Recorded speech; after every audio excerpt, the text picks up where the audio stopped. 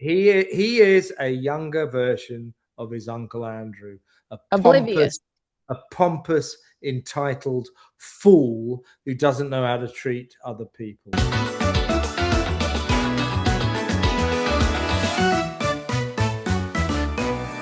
Hi, all. Kinsey Schofield here. Welcome to Recollections May Vary, a royal recap. Orange, you glad to see Kevin O'Sullivan here on Recollections May Vary. Kev, what just happened every weekend? You're also on the drive time shift at Talk. Plenty of opportunities for people to catch us together if they're not watching us on Recollections May Vary. I just got a message from you, and we've been blessed today with new content from Meghan Markle, who has overestimated how much we care about her personal life yet again. This is weird. It is pretty much their 8th wedding anniversary as we speak, the gruesome twosome. Now, okay, put something on Instagram. Say, hey, it's our 8th wedding anniversary. Isn't that great? Instead, what do we get? We get this massive selection of photographs, previously unseen photographs from their wedding in St. George's Chapel way back that you paid for 2018, that we all taxpayers paid for, unaware of what was to come. So she, in these pictures, 8 years ago today, she posts natural set of pictures. In these pictures, there's no one from the royal family. You can see the back of Charles's head at one point, because King Charles, of course, very nicely walked Meghan down the aisle in the absence of her own father, in the absence of her own family, who she has estranged, who she doesn't want to know anymore. So one picture of the back of King Charles's head, and no pictures of the rest of the royal family, who, of course, were at that wedding, were guests of honor at that wedding, which is a massive... Probably because she's handed all of those images over to her Etsy witch, who she's trying to get to hex those poor members of the British royal family. Allegedly, just kidding. It could be, but what she's really doing is, censoring the fact that the royal family were important guests at her wedding. Obviously, and they gave her the platform she has today. Nobody would give a crap about her nasty jam if it weren't for this family. So, to use that horrible modern phrase, she's unpersoned the people who provided her with the platform she exploits today. And then, if that wasn't enough, I was going to talk to you about that. I said, can you believe she posted pictures of her wedding and no members of the royal family are in it? And then, oh no, that was only the beginning. Suddenly, last few hours, she has, or both of them have foisted upon us on Instagram, this massive, great film of Harry coming in with a cake at their Montecito mansion. It's her favorite lemon posset cake or something with the candles burning. The kids screaming in the background, oh, look, you bought me a penguin. Harry saying to the kids, yeah, we dressed up as penguins at a fancy dress party when we were much younger. And so yeah, she goes, yeah, because penguins stay together for life and we'll be together for life. And the kids screaming, and you're thinking, poor Trevor Ingleson. Yeah, but you're thinking, that's right. The card is written to the one and only from Harry. Yeah, well, Harry, you're not her one and only. She's been married before, as you rightly say, Kinsey. But the kids. This is weird. This is way over the top. Yeah. This is a couple who, for some reason, have the need to display to us just how much they're in love, just how happy they are, just what a flying success their marriage has been. And you know what that means? That means this marriage isn't going to last. Couples who have to show they're in love aren't really in love. But to your point, like the mask slips sometimes. The mask sometimes slips. Like when Meghan shares a post that says it's the 7 worst years of her life. I'm sorry, but if I've married my one and only, if I've married the love of my life, I'm not categorizing more than half of my time with him as the worst 7 years of my life. I'm sorry.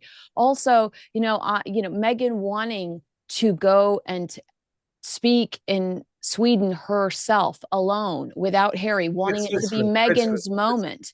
I mean, that tells me that things aren't hunky-dory. But off camera, we were having the conversation, and you used to cover a lot of entertainment too. Was it Katie Price and Peter Andre, like Jessica Simpson, Nick Lachey, Travis Barker and whoever he married, the playmate he married?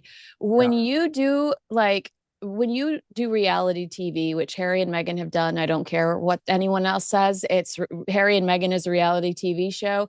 When you do reality TV, or when you shove this kind of PDA down people's throats on Instagram, you're hiding something. And people always say, God, they're so obnoxious on Instagram. Not about Harry and Meghan, but in general, when you are obnoxious about your significant other on Instagram, typically you're trying to prove something because of your own insecurities.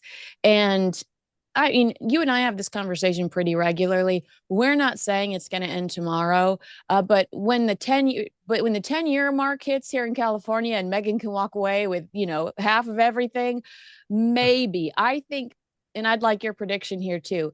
I predict that Meghan will not leave Harry until she feels her name has become bigger than his, or until she meets someone that expresses interest in her that has more power than he does.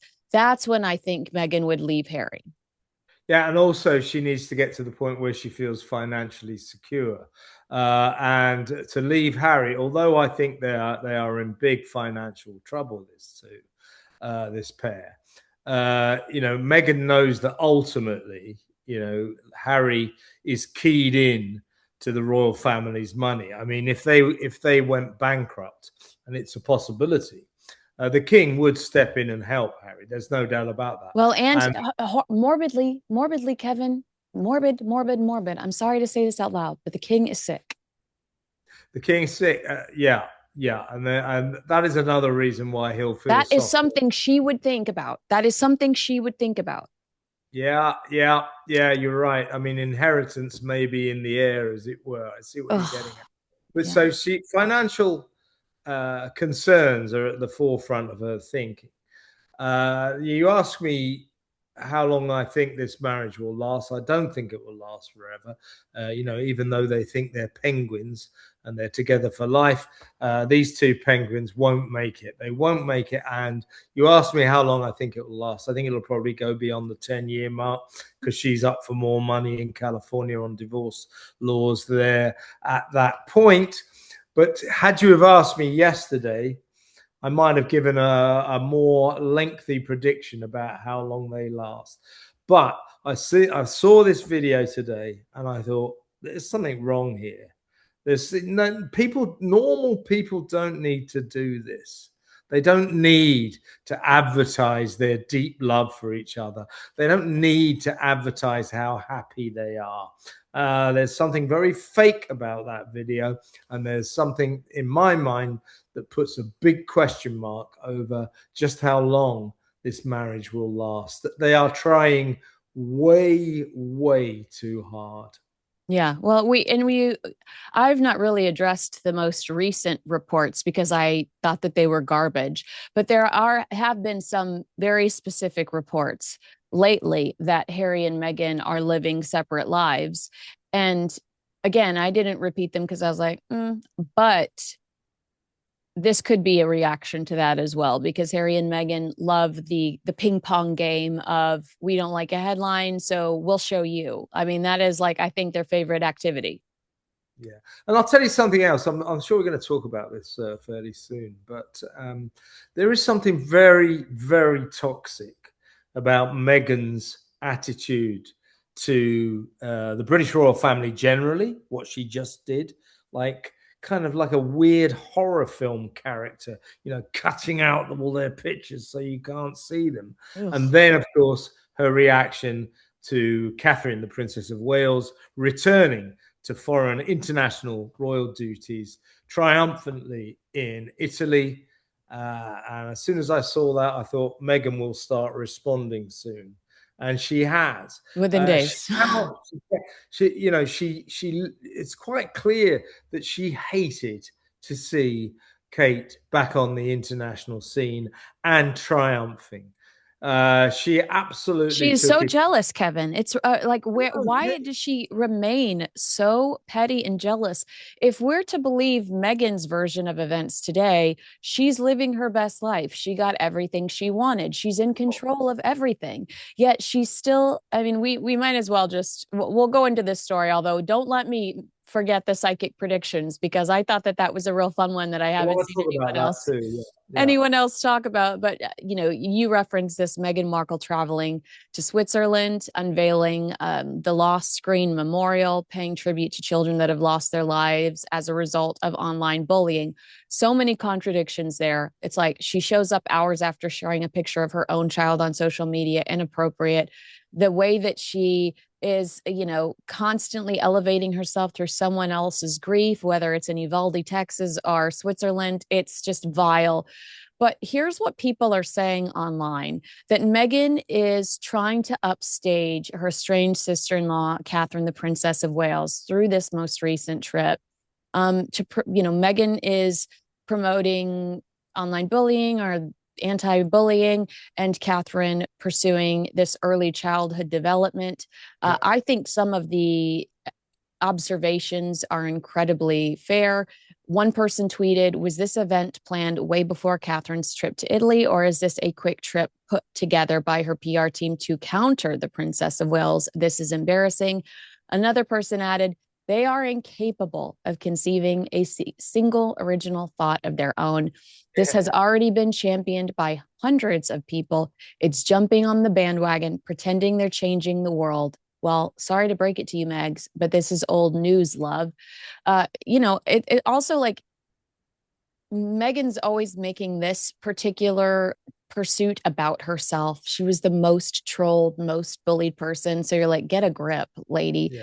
Yeah. I do think that that's a fair observation, that Meghan suspiciously shows up in a foreign country shortly after Catherine has such a successful and celebrated trip to Italy. Yeah, my hunch is, Kinsey, I don't know the details, but I do think that the likelihood is that Meghan decided to head to Switzerland when she saw all the great publicity that Kate was getting during her tour of Italy. So she's gone over there and basically said, I care about kids too, And she's made this speech as part of Harry and Meghan's ongoing campaign against online harm. Well, it's a perfectly good cause. But I was thinking about it. That couple, the Sussexes, the Duke and Duchess of Sussex, and they're, we so care about online harm. What have they actually ever done to help the victims of online harm? What have they done? Well, they just pushed their charity off on some other entity. Remember, like, they pushed the charity that they were working with about online bullying. They did this around Christmas time. Do you remember? They basically handed it over to another charity to manage. And we thought, what the heck are they doing? You're giving up, basically. Yeah, what it seems that they want to do in terms of their heartfelt campaign against the horrors of online harm. By the way, it is a good cause. Don't get me wrong. Kids do come to serious trouble online, and something has to be done about it. But what I think happened with the gruesome twosome is, do you remember they launched their campaign by taking they met these families in a cabin in the hills and in the mountains. And they launched it with CBS, Harry and Meghan's favorite media outlet. They made a TV special. The only media outlet that showed in America that showed pictures of Princess Diana dying in the backseat of her car, Harry, but I digress. Like he cares about that.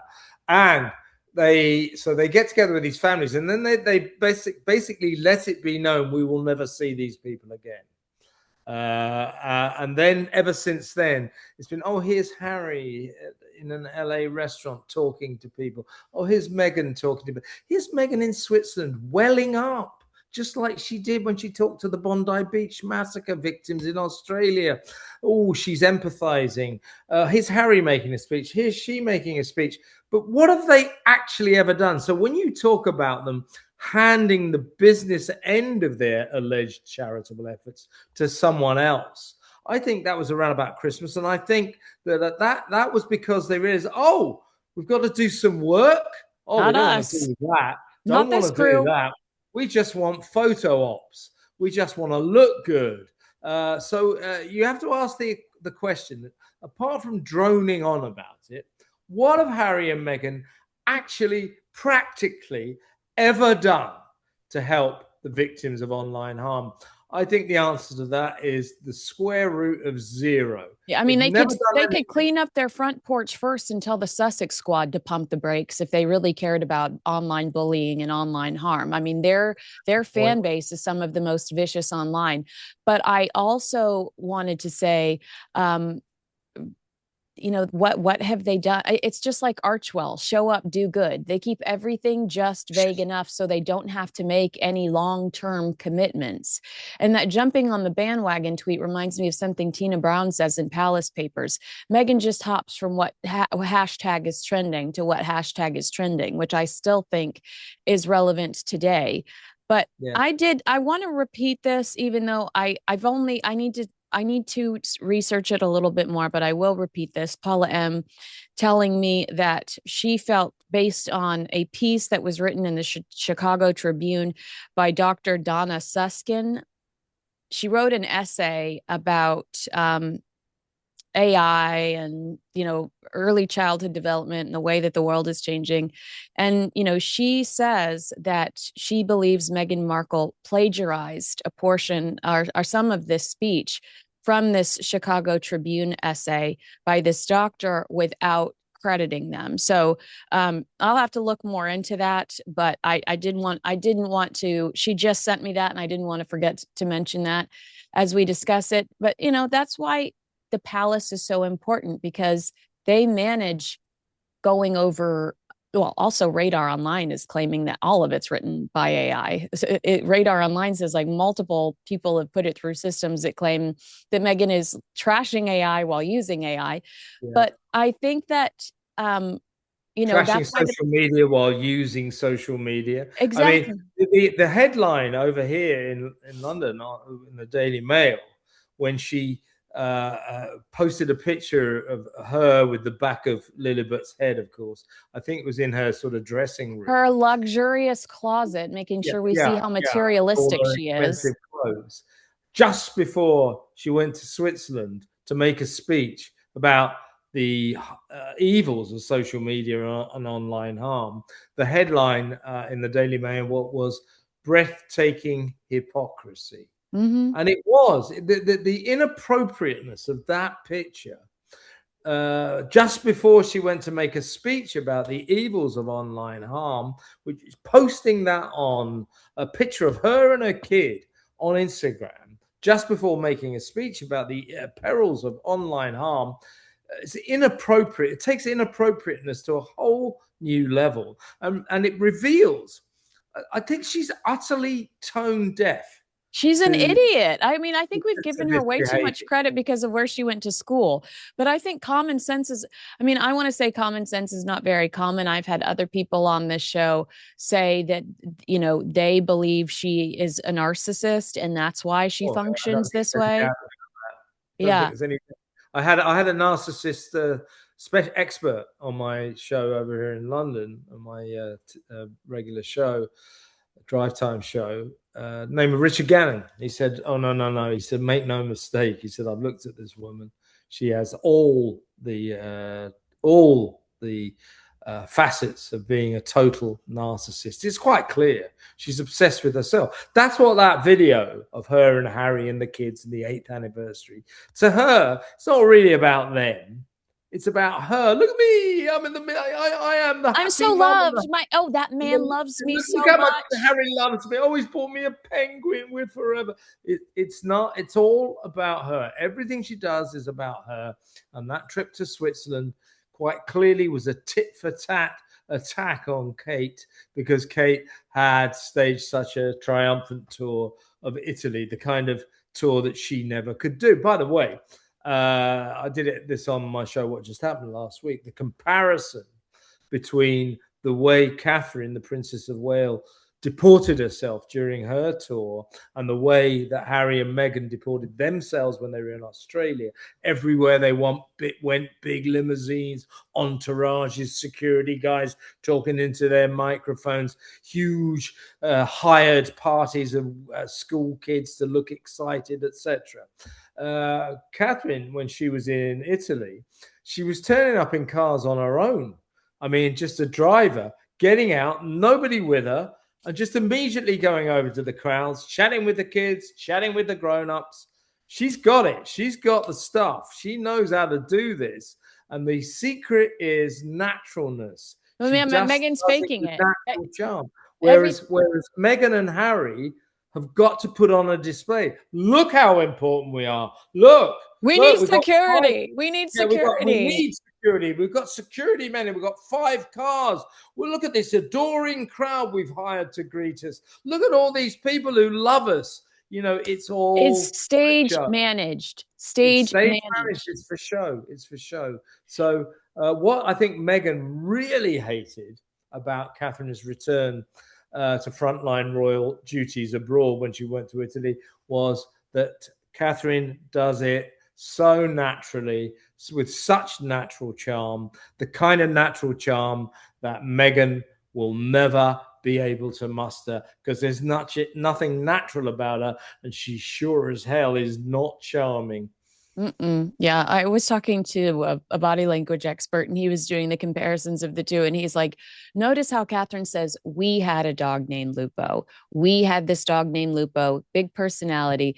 And we were laughing because we were like, Meghan Markle not only would have said, I had a dog named such and such, she would have been like, he loved me so much. Yeah. Let me tell you, just to go off piece for a second. Look. You know, my parents, my mum and dad, God rest their souls, they were married for 63 years. I didn't even know when. I still don't know when their wedding anniversary was. I don't know what day. They never ever talk to us about their wedding anniversary. That's between them. You don't bring your kids into that. You know, it's so weird what they did, but then again, so obvious. They are selling us some kind of paradise lie. Oh, look at us. We're fantastic. Meghan, look at me. I got this guy who loves me, these kids who love me, and now I've got a penguin. It's pathetic, really. It really is. It is. And, but I do firmly believe that that day was the best day of Meghan Markle's life, because she realized she manipulated this guy, and she was making all of her dreams come true. And so I do think she probably loves reminiscing about her wedding anniversary, because she was the deal or no deal girl, working for Shakira music video auditions, giving BJs in the pilot episode of the new 90210. And here she was in a princess dress at St. George's Chapel. I mean, that was the best day of her life, and it probably will never get better unless she can bump Lauren Sanchez out of the way and score Jeff Bezos.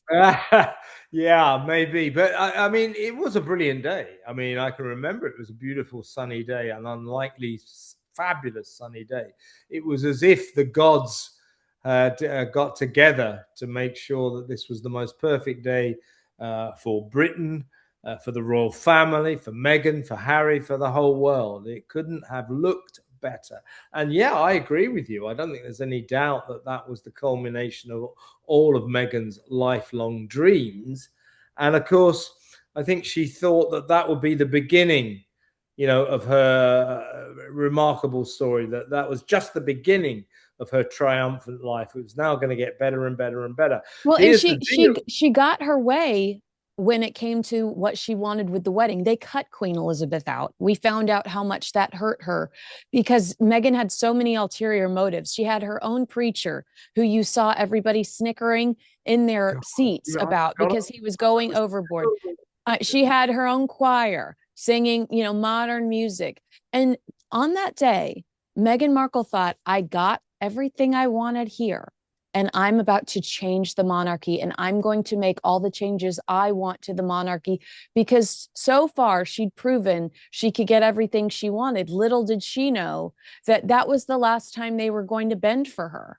Yeah, and I think that what she learned, that's why her tenure here in Britain was so short, was the royal family were not her playthings. She couldn't, they were not pliable. She could not manipulate them into what she wanted them to be. That was her plan. And of course, you don't tell Queen Elizabeth II what she has to do. And of course, the royal family, in effect, turned around to Meghan and said, listen, you little Miss Hollywood upstart from America, we've been here for centuries. If you want to create your own paradise story, you're not doing it with us. Mm-hmm. You put up, shut up, and you do what you're told, or forget it. And of course, as soon as she realized that, as far as the royal family were concerned, she was just a slight blip on the horizon that didn't really matter. She was out of there, so she could act all important back in America.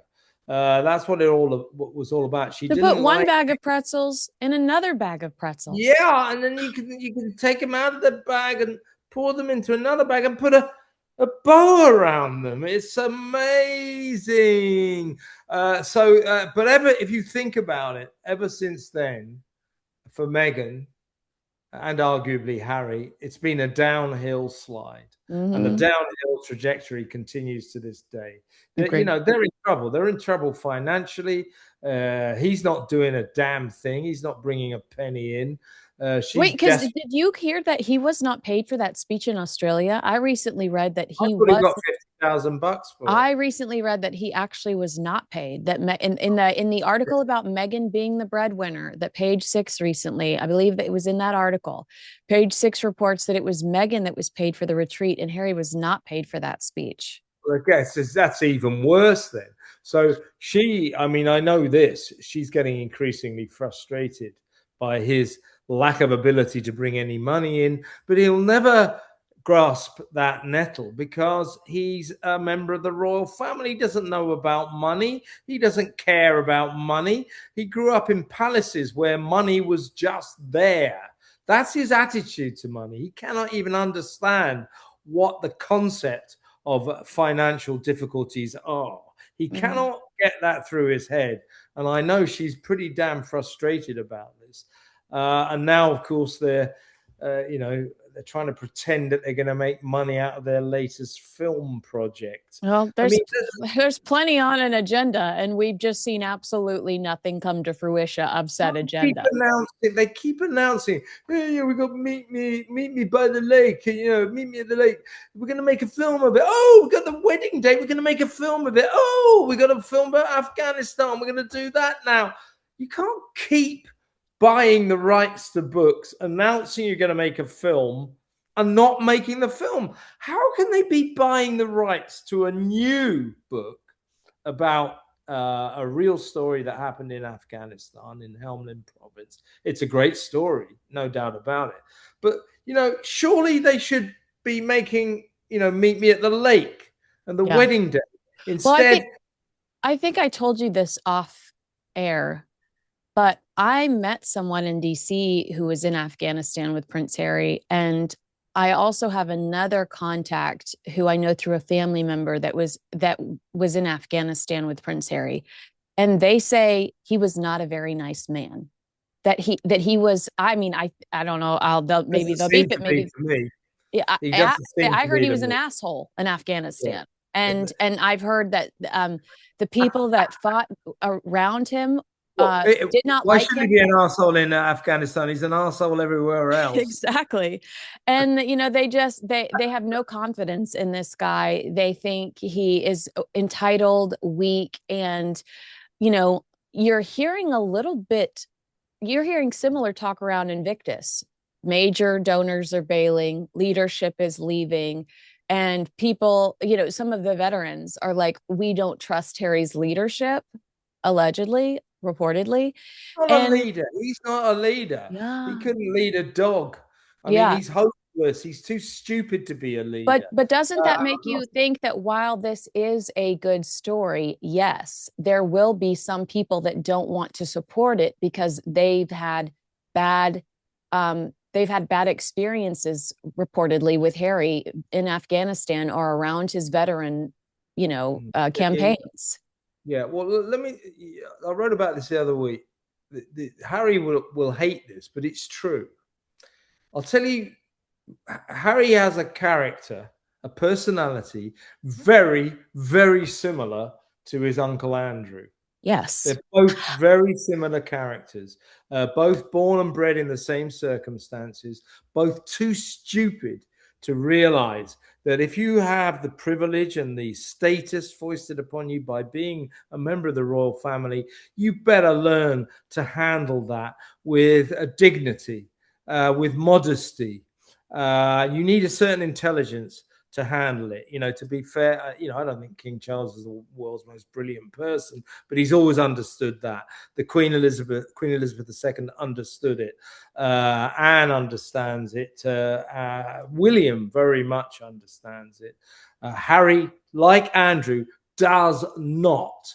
And he uses this position that he was born with to look down on other people, to abuse other people, to think that he is entitled to impose his feelings, his thoughts, his ideas on the rest of us, as if just because he's a member of the royal family, we have to listen to him. Well, I would listen to him if he didn't just spew out utter claptrap, as revealed by that pathetic juvenile school essay he wrote about anti-Semitism in the British magazine New Statesman last week.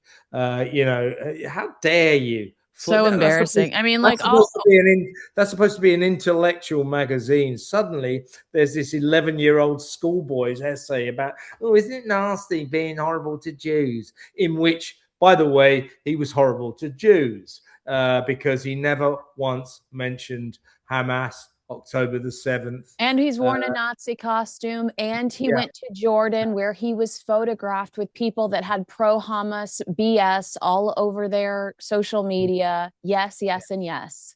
He is a younger version of his Uncle Andrew, Oblivious.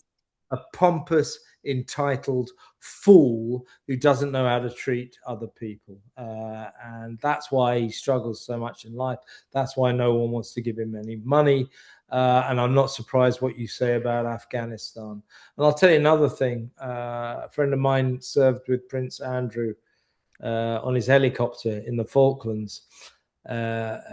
Hero Prince Andrew. My friend said it was the best gig in the Falklands. He said, I never even heard a gunfire. I never heard a bomb. I never heard anything. All we did was ferry cargo around. Royals, when I don't want to sort of denigrate too much what Harry did, but royals, when they go to war, they look typically protected. Yeah, looked after. They don't put them into danger.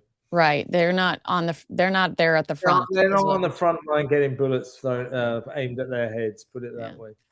Let's wrap with this interesting prediction. A psychic makes big prediction about Prince Harry and Meghan Markle. Astrologer and tarot card reader Inbaal Honigman forecasts a period of heightened emotions for Harry and Meghan. Honigman cites Mars, the planet of passion, moving into Taurus, noting the couple's marriage was born under Taurus. The reading suggests Mars and Taurus could raise emotional tension over the next several weeks. Honigman says tensions may prompt sensitive conversations or public remarks later regretted. Something for us to look forward to, Kevin. We love when Meghan Markle opens her damn mouth. But adds their strong marital bond will survive temporarily, I would stress. I mean, I always am curious about this stuff now that I know that Meghan leans so heavily into astrology. She's posting about the 7 worst years of her life. I've been told that an astrologer told her it's going to be the best year of her life. I'm not necessarily seeing that. We're 6 months in, and I think as ever seems to have disappeared off the face of the planet. Her podcast is clearly never coming back. With Love, Meghan, she claimed we had a July 4th maybe a July 4th special coming up in here. I haven't seen or heard of any big Netflix trucks in a Montecito home that doesn't belong to her that's shooting a new July 4th special. So I'm just kind of like, where is this big good year for her? I think that the Australia trip made them look totally unhinged because they're private Yeah, I citizens. agree with They're that. not working royals. And like, what's going on for her? Well, I think the Australia trip was a turning point. The it was a disgusting spectacle. You can't go and see sick kids and then say, "Buy the outfit I wore to see these dying kids." You can't wear outfits to see. You can't model clothes when you go and see the victims and the grieving relatives from the Bondi Beach massacre. Why can't she see? I mean, I know she's got to make money, but you have to draw the line somewhere. Why can't she see? Look at Zara, Kevin. What? Zara Tendall does such a good job of maintaining that royal mystique and respecting the royal family while commercializing her access to them. Mhm. It's high-end stores. It's Yeah. it's things that fit the royal mold, equestrian, fascinators hats. And Meghan Markle's just out here shilling like nasty jeans and hair care products. Well, yeah, exactly. Zara Phillips has got a definite, or Tyndall has got a serious connection to the royal family. I think she handles it well. I think she handles being a royal very well. She's very down to earth, a bit like her mother, Princess Anne. Princess Anne, probably the most likable royal out of them all. Because she is very down to earth and she just tells it like it is. She's very straightforward. Got a criminal conviction recently. Well, uh, thug life. uh, We love to see it. yeah, so she's sort of one of us. But Meghan doesn't know how to handle it, and she should sort of look up the word dignity and work out what it means, because she doesn't have any dignity. And I think going forward, we'll always look back at Australia as the moment that this pair of ingrates, turned the corner into an increasingly tawdry and down market life. It's downscale what they're up to, and it's not nice to see. And as for him, what the hell is he doing? What is he doing with his life? I mean, nothing, nothing.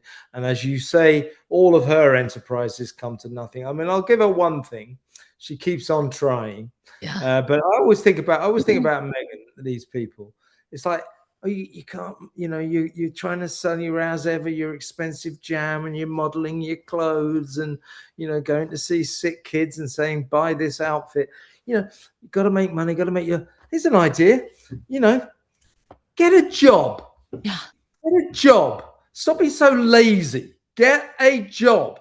That's what her entire life seems to be geared towards: avoiding working for a living, trying to sort of make a quick buck on the back of stupid people. Get a job, do something with dignity. It really is not nice to see where these two are going. And then we get their anniversary wedding video, and you just think, what are these two doing? I mean, that is all. Don't forget that video on Instagram is all part of Meghan trying to sell brand Sussex, and she has dragged brand Sussex into the toilet. She doesn't seem to realize it, but she has. Is it the toilet Prince Harry was talking to in Spare? I think it is that exact toilet. I mean, Yes. to your point, like I know I've said this before, but I think it's so important to point out she's back in the gig economy where it's bouncing from job to job for paycheck to paycheck. There's no stability. And that has to the psychic's point, that has to create a lot of stress because you never know where your next paycheck is coming from. And I think that one of their biggest weaknesses is just throwing the spaghetti at the wall and seeing what hits. If they would truly focus all of their energy into anything that they're legitimately good at and give it time to flourish. But I've never met two people willing to quit so quickly than Prince Harry and Meghan Markle. They love quitting their jobs, starting with the British royal family. Yeah, they quit. They are quitters. You're exactly right. And in effect, now they bought this allegedly they bought the rights to the Afghanistan film. That means they've quit on Meet Me at the Lake. They've quit on the wedding date, and now they've got a new project to quit on. That we're being told that they've hired, or a writer has been hired as part of their Netflix deal. I'll tell you this. I don't believe for a second that Netflix are ever going to put any money Meghan and Harry's way ever again. What they will say is, all right, you want to develop this film, you hire the writer. When you get it into production or development, maybe we'll have a look at it. They're not going to give them any money. I don't think that the Netflix deal is Harry and Meghan going, oh, I bought the rights to a book on Afghanistan. Can you hire a very expensive writer for us? Yeah. Netflix are going to go, no, we remember Polo and we remember With Love, Meghan. No, you hire your own writer. When you finished it, bring it to us and we might buy it. And that's going to be an expensive lesson learned. All right. Agree with us, disagree with us. Let us know in the comments below. Make sure you like, subscribe, and share this video with a friend. And tune into Kevin O'Sullivan on What Just Happened, which you can find right here on YouTube, as well as a Drive Time, where he is Monday through Friday. Thanks, everyone, for watching. We look forward to seeing you again soon. Bye, everyone.